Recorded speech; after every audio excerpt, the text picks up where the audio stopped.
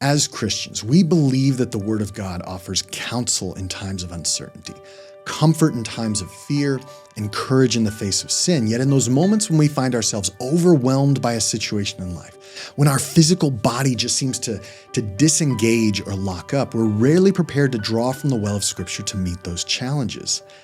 Well, today I want to share with you a technique called breath prayers. It's been around within the church for centuries, and it offers a simple but very practical approach to Scripture memory that I think you're going to love.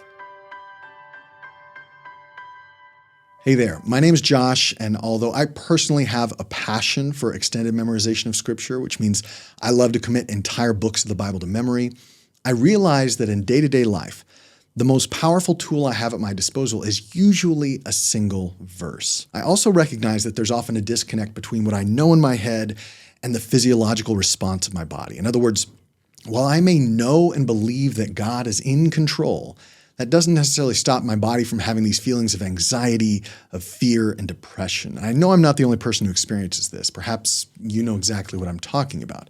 And if that's you, then hear this out. Earlier this year, I was introduced to this idea of breath prayers, and it has transformed the way I approach practical use of Scripture memory in my life. It's not replacing extended memorization of Scripture. It's simply become a new tool in my tool belt. Here's an example of how a breath prayer can be done. I breathe in slowly and deeply as I whisper, "Be still."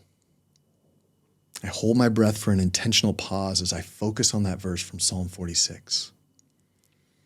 And then I exhale as I whisper and know that He is God. Try that with me. Be still and know that He is God. That's it.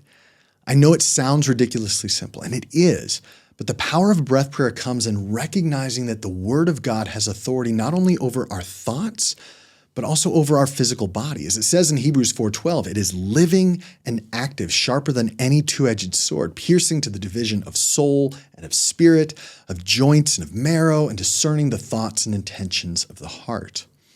Now, I'm not advocating any kind of New Age mysticism or Eastern philosophy here. I'm trying to find practical ways to pray without ceasing, as Paul says in 2 Thessalonians, and to let the word of Christ dwell in me richly, as he says in Colossians. And honestly, sometimes reciting an entire chapter or book of the Bible just isn't helpful.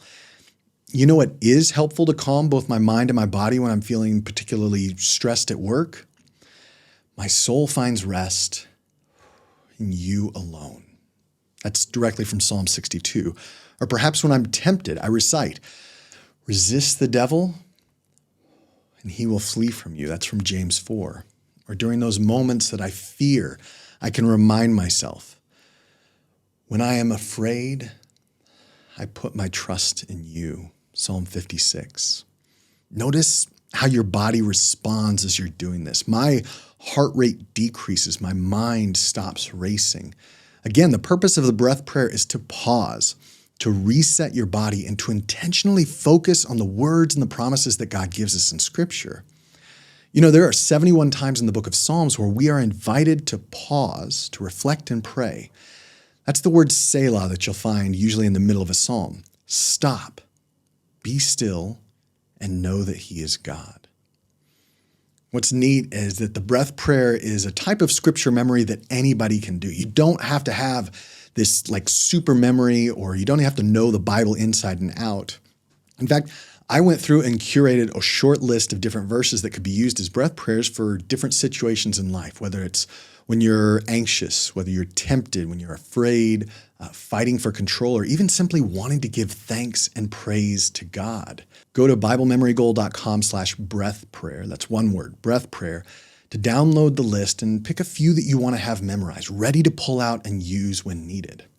Remember, we memorize so that we can meditate, so that we can obey. And if I really believe that I can cast my cares on Him because He cares for me, as it says in 1 Peter 5, then I want both my mind and my body to reflect that truth, to breathe these words in, to focus on Christ while I'm casting these cares on Him. My prayer is that you'll find this both useful and encouraging.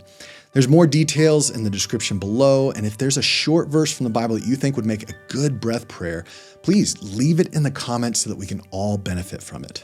God bless.